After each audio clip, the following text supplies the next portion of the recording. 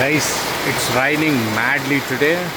ನೋಡ್ಬೋದು ನೀವು ಎಷ್ಟು ಕೆಟ್ಟದ್ದು ಮಳೆ ಬರ್ತಾ ಇದೆ ಅಂದರೆ ಈ ಬೇಸಿಗೆ ಕಾಲದಲ್ಲಿ ಹೇಳೋಕ್ಕೆ ಸಾಧ್ಯ. ನಾನು ಒಂದು ಇದನ್ನು ಗಿಡಗಳನ್ನ ಕ್ಲೋಸ್ ಮಾಡಿದ್ದೀನಿ, ವೆದ ಓಪನ್ ಬಿಟ್ಟಿದ್ದೀನಿ.